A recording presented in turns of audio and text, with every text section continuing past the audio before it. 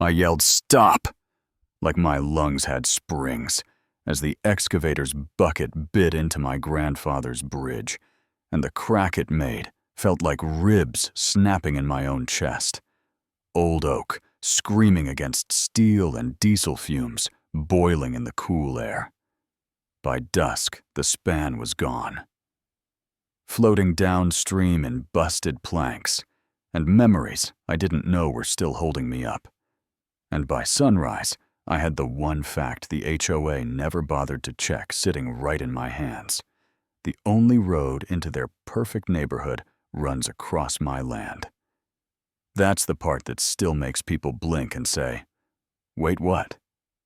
And I just nod, yeah. That happened. I'm Ethan Price, out in Millstone, North Carolina. Third generation stubborn with a retired engineer brain that still measures before it moves, and that morning started like any other me. Resetting a fence post by the garden, birds arguing the dirt-smelling right. Until the ground started humming. Not a tractor hum. Deeper. Meaner, like a headache you can hear. I followed it through the cottonwoods to our creek, and there it was. A yellow machine already chewing a foreman in a reflective vest holding a clipboard like a sheriff's badge. And before I could catch my breath, he was asking if I was the owner and handing me a fat manila envelope stamped Cedar Ridge, HOA violation. Safety hazard, immediate removal. He said it like he was doing me a favor. Then, Cheryl Atwood stepped out of a silver SUV in a navy blazer, with that calm smile people use when they're sure authority is on their side. Mr. Price, Section 14.2 of our guidelines, prohibits unapproved structures near community sightlines, she said, almost tender, like she might pat my shoulder. Next, we care deeply about safety and property values.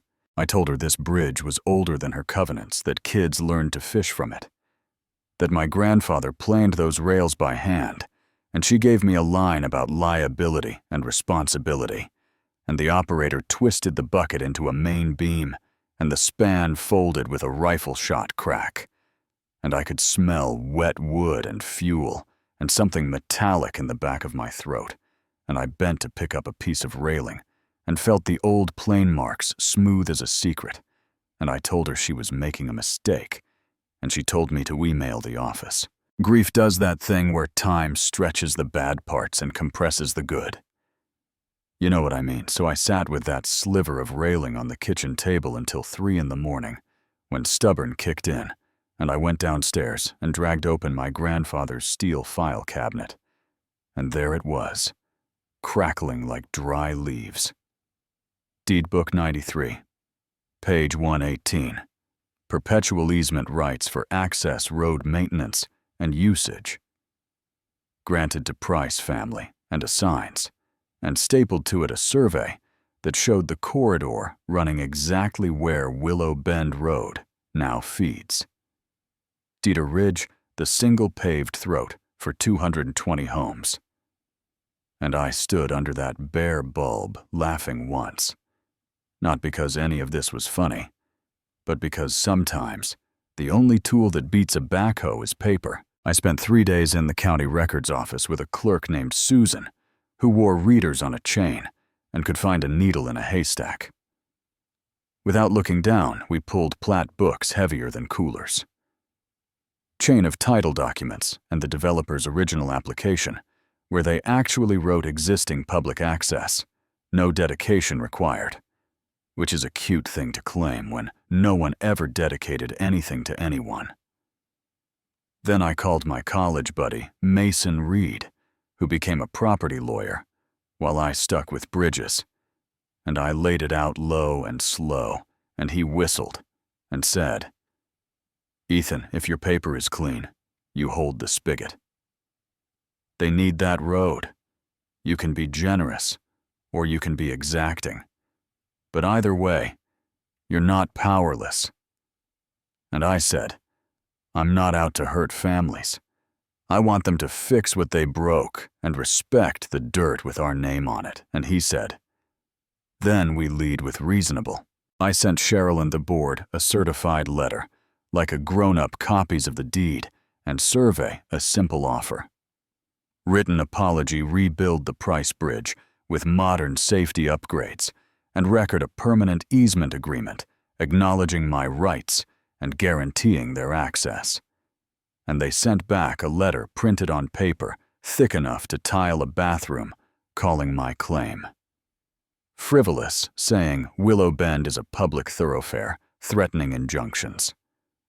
If I touched so much as a pebble, not a word about the deed, just heat and confidence is not the same as being right, so I made the law visible. I hired a surveyor to flag the exact line where county property becomes. The price corridor poured 2 post holes to 4 inches inside my boundary, so even a brave man would think twice, and mounted a clean aluminum sign. Private road, traffic by permission only, unauthorized use, subject to trespass penalties, with a smaller plate under it that said, effective 30 days from posted date access fee, $50 per vehicle per day, or recorded easement required. And I pre-cleared a strobe-activated emergency override with the fire department and emailed that to the HOA with a polite subject. Courtesy notice, because my mother raised me right. Phones lit up before dark. Some folks were hot out of the gate, but most were scared and decent. One board member named Ken called and said, "Not all of us knew about the demolition. What would it take?" And I told him what I'd told them. Apology rebuild. Record. The truth. I'm not asking for your reserve fund, I'm asking for respect. And he said he'd bring it to the board, then a news van rolled up, and I stood at the line with coffee and the deed like show and tell, and explained calmly that nobody was trapped. Emergency services were cleared. The gate would be open while we worked it out. And I wasn't holding anyone hostage, I was holding the paper. They didn't read, and that noon broadcast played nice. And at 2 o'clock, Cheryl did her own press conference under the cedar arch at their entrance, talking about safety and technicalities, and how one person shouldn't control 20 homes, and the comment section did not go how she hoped. Their law firm sent a cease and desist with bolded threats. Mason chuckled and said they didn't pull the grantor index. We mailed a second packet thicker than the first with deed copies and a CAD overlay. I drew showing Willow Bend laid right over my corridor, like tracing paper. Plus a damages estimate based on 20 years of unauthorized commercial use by everything from delivery vans to school buses. I kept it conservative, because this isn't about a jackpot, and then we circled day 30 on the calendar. Somewhere around day 22, someone cut the little chain link cage around the gate control and spray painted, "Go away," in red sloppy. And helpful, because it turned a property fight into a police report. Deputy Alana Ortiz photographed everything and bagged paint chips and told me to add a camera and not to play hero. And a couple days later, Cheryl hired a private security outfit that parked 2 black SUVs at the county side of my line, like a low-budget movie. Arms crossed, expensive sunglasses. All intimidation and no authority. And the neighborhood Facebook group lit up with folks asking why their dues were paying for cosplay, when what they needed was an apology and a hammer. By day 25. Ken told me 3 board members were threatening to resign, and Cheryl was threatening to sue them personally if they even thought about recall. Leadership has a sound, and that wasn't it. Day 30. Dawned glassy and cool. I installed a swing gate at first light. Heavy steel smooth hinges, emergency override locked and tested, and I set my chair by the control panel. With a thermos and a notebook, the first car rolled up at 7:10. A teacher in a Corolla with panic eyes and a travel mug. She got out and said, "Are we locked in?" And I said, "No, ma'am.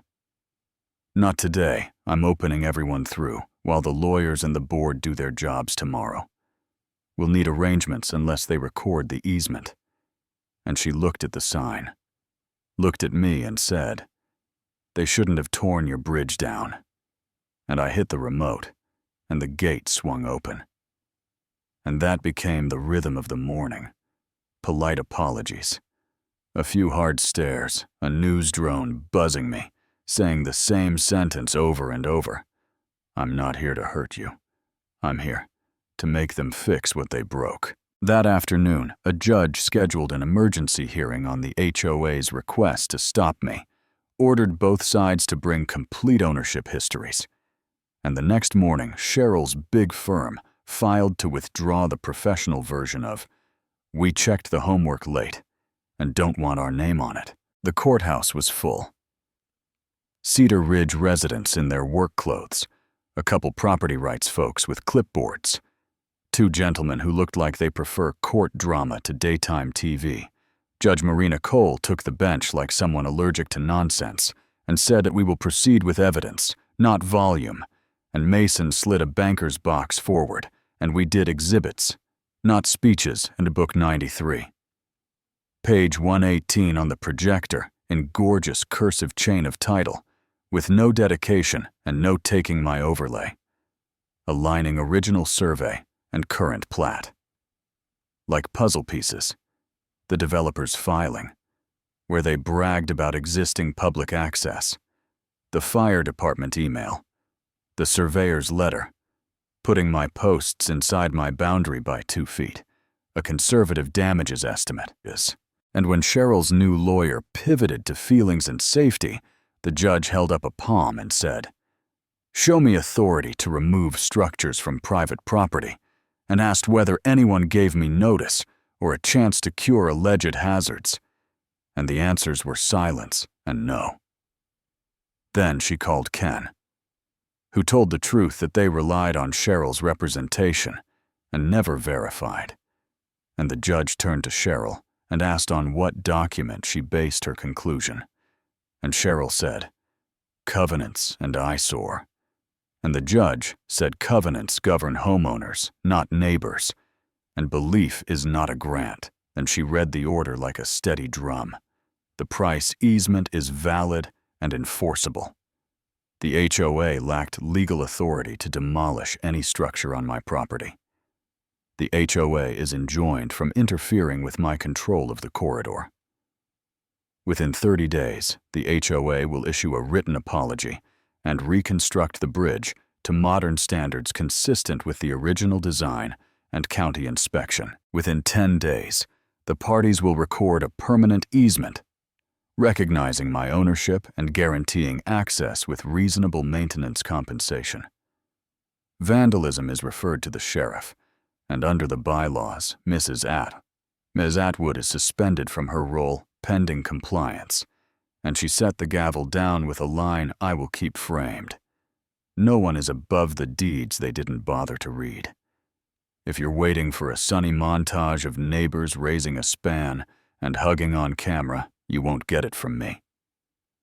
I'll give you the sound of a nameplate being collected quietly from council table. The look on Ken's face when relief finally beat fear, the way the air felt normal again. On the steps outside, not triumphant. Just correct paper won, not revenge, not humiliation, just paper, and the truth baked into it. Later that day, a teenager on a skateboard asked if I was going to make them pay forever, and I said no, I'm going to make them keep their word. And he nodded, like that's rarer than it should be, and pushed off toward home. So tell me, was I right to put up the gate and force the issue? Or do HOAs need that kind of hard power to keep neighborhoods safe and tidy?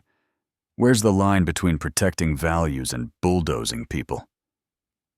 What have you seen where you live? Take your story. Your best or worst?